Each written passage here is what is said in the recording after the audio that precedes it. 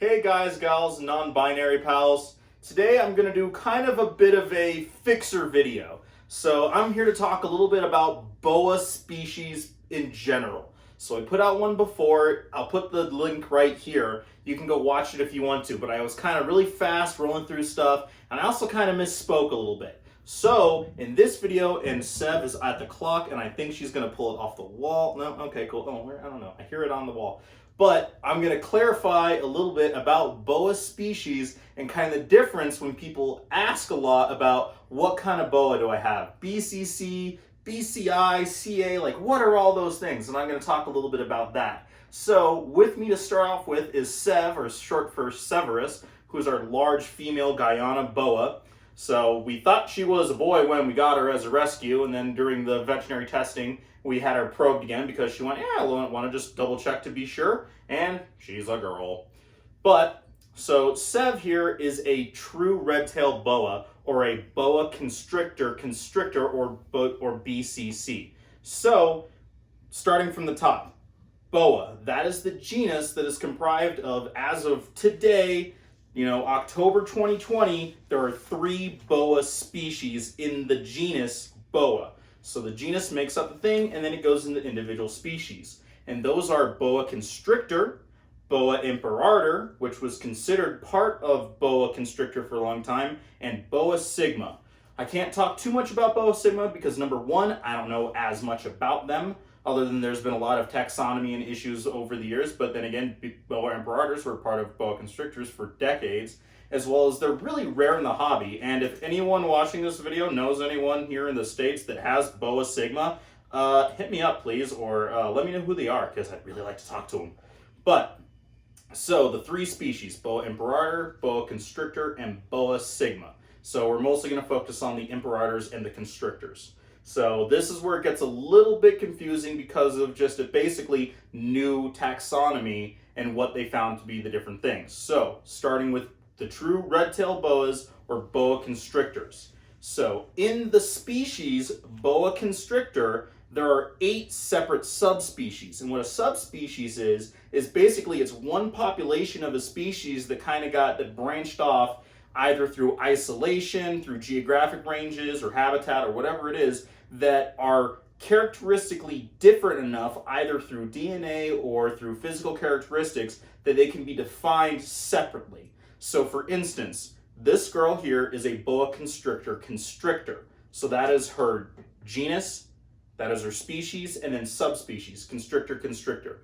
In the constrictor species, there are 8 subspecies, which includes the Amarellii and the Longicata and all these other ones, including the Argentinian boas, which are one of my favorite boas, and I really can't wait to get a pure-blooded Argentinian boa, as well as other ones that I really wish we had here in the States, called like Nebulosa, which is a clouded boa, which looks absolutely crazy. But there we go. That's taken care of. BCC, that's the species, subspecies, right? Then there's another word that gets thrown around a lot, especially with boa constrictors as well as other species of snakes, and that is locality. So so for just the constrictor, just that particular species is the constrictor. So right, boa constrictor, just these guys, just this subspecies of the boa constrictor. There are 7 to 8, depending on who you ask, different localities based on region where they're found. So for this girl, Guyana boa, so that means they're found mostly in the country of Guyana. There's also Peruvians and Trinidads and Surinames and all these other different localities that are the same species or same subspecies of boa constrictor, but individually their characteristics are a little bit different based on where they are. Some of the most red-tailed ones are the Peruvians and the Surinames, although through DNA and differences and stuff like that, they actually found that the Guyanas and the Surinames in a large portion of their range actually integrate and overlap. So to be completely honest, if we're going on just on a DNA level, the Guyanas and the Surinames are the same. But if you look at specific bloodlines that have been kind of selectively bred, you end up with different characteristics. The Guyanas, they're a little bit kind of more brown, they have more maroon tail, and the Surinams and Peruvians, they're a little bit more kind of a silvery color as adults, they have usually a little bit more red tail. The boa constrictors, at least with the constrictors, and we'll get into some other subspecies just in a second, usually are the ones that are the largest, the ones who can get to the 7 to 10 foot range. I think the largest recorded one with verification was about 13 feet, which was just a monster female. But these are the ones that usually get a little bit heftier. They are still very arboreal. She finally calmed down, but she's been out for a while. You would not believe how overweight she was when we first got her. And you can still kind of see where she's toning down a lot. But she immediately, as soon as she's out of her vision cage, is just climbing all over the place. But, so we've talked about the boa constrictor. Let's show you some other boa constrictor subspecies. So, this is a boa constrictor longicata, or its common name is the long-tailed or Peruvian boa. So with the Peruvian red tail, that was the locality of the BCC, or boa constrictor subspecies. This is a separate species in and of itself. So that's the boa constrictor, so same species, and then longicata is the subspecies, which is a little bit different. These ones kind of go through a bit of an autogenetic change, which means that they physically change characteristics from baby to maturity. They're born kind of looking like a normal boa, as you can see. It's just like she looks a little kind of grayish.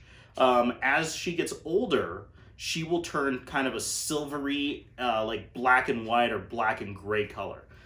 These are one of the ones that actually do have some morphs associated with the species, and I'll talk a little bit about morphs later in the video.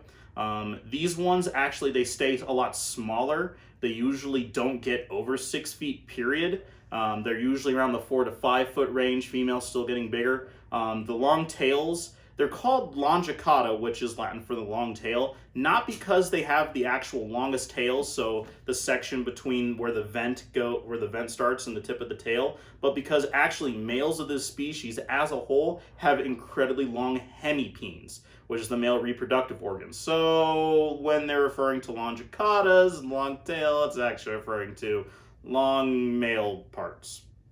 But anyway, I absolutely love these ones. When I said that they have a true morph to it, there are 2 or 3 specific and separate lines. Actually, I think they are compatible, but there are 2 or 3 different bloodlines of aneurystic. So that will make this girl truly, and she is het for anery as well. So if I can find another het male or a visual male to pair her to, obviously when she gets older, I can produce visual aneurystic longicata boas. I love these guys to death, and a fully mature longicata boa are gorgeous. I have one more BC to show you, and then I'll talk about the other species, Boa Imperator, which probably has even more confusion than these guys do. So, if you guys have watched any of my videos, you are a little familiar with this snake. This is Blue, and yes, because like every person who's had a reptile ever, thank you Jurassic World, everyone is named now Blue. I can't remember if she actually was named after the Velociraptor from the movie or not. I think it was before the movie even came out. But it was because of her color. She is really weird, and she's a little bit special. She kind of goes through this kind of darker, kind of grayish color to almost like a steel cobalt blue, depending on just the light, her hormones, if she's in shed or whatever else. What Blue is, she is a boa constrictor, but she is actually a hybrid of 2 different subspecies. And that is the Argentinian boa, BCO, because I can never pronounce the name, its Latin name, so I'll just throw it up right here. And the boa constrictor amarellii, or BCA, or Bolivian short-tail boa. So, she is technically a pure boa constrictor, but because she is a mix of 2 different subspecies that are physically and genetically different enough to be categorized as such, she's technically a hybrid boa. So we're not going to breed her or anything like that, but she's a really good pet. She also got a little overheated, I think either in transport because we got her from out of state, or for whoever had her to begin with. So she has a little bit of a neurological issue because of the overheating. Her brain kind of got a little cooked. Also, boas aren't necessarily the most intelligent snake to begin with. But so the Argentinian boas are actually probably the largest species, the largest subspecies of the boa constrictors as a whole. Females often achieve lengths over 8 feet. 10 is not out of the norm, where a 10-foot like Bolivian or a Peruvian or Guyana boa is actually a pretty big boa. Males obviously stay a little small. They're very dark, almost kind of black and white. They also have a morph. They have kind of like a T-positive albino recessive trait to make them kind of caramel color. And then the Bolivian short-tailed boas, or BCAs, or Amarellii, are a lot smaller. They're one of the smaller subspecies. They're also in that kind of 5-6 foot range. They don't get very big. They do have shorter tails. You can't really tell. You can see it's pretty small here. Just so there's the vent, there's her tail. It's still pretty small. And they're called silverback for a reason. They are very gunmetal gray silver color. And that's where she kind of gets that color from. And then it seems like she hormonally changes or something else to closer to the, where is your head? To the Argentinian, sorry, I got dry throat. I feel like I'm going to cough. To the Argentinian colors. So, but if you look right there at her head, you can see it is almost like a perfect medley of the two different characteristics of the two different subspecies. So, hopefully this clarified a little bit about the boa constrictors, or the BCs, and then the BCC, BCO, BCA, and all that other stuff. Locality, subspecies, and species. Now we're going to talk about the one that is probably the most common in the pet trade, has all the morphs, and probably has the most confusion to it, and hopefully I can shed a little bit of light on that. And that is the Boa Imperator. Alright, Boa Imperator, common boa, Colombian red-tailed boa. They are all different common names of the same snake, and that is the Boa Imperator. It's kind of like with, mountain lions, cougar, puma, panther, I think catamount's in there too. All the same animal, but, so the Boa Imperator, formerly Boa Constrictor Imperator, but they found enough genetic difference to make themselves their own separate species, kind of like the difference between chimpanzees and bonobos, something like that, right? So, Boa Imperator. These ones are, and like I said before, there are a few morphs throughout the Boa Constrictor, but for the most part, all of the common boa morphs that we have here in the hobby, where are you going, buddy? All come from the Boa Imperator. There might be I don't know, there's something about the hypo that I can't remember if it originally came from there or it just kind of got put into there really quickly between the Imperators and the Constrictors, but either way. So the hypos, the jungles, the motleys, the albinos, most of those all come from Boa Imperators. And if there are any that say like, red-tail boa or Peruvian red-tail, they're all crosses. And actually a lot of the boas in the hobby, especially in the United States, are mutts between the two, because for a long time they were considered the same species and we were mostly just breeding for color and to make really pretty snakes, which, we're all a little bit guilty of. Where are you going, bud? I don't know where his face is. But, so the Boa Imperators, for the most part, come from Central and South America and overall have a further northern range than the true boas, or the boa, I shouldn't say true boas, it's the true red-tail boas. So the BCCs, or the BCs, for the most part, all have a further southern range than the BIs. The Sigmas kind of go along kind of the coast and on some islands on the west coast of Central and South America for the most part.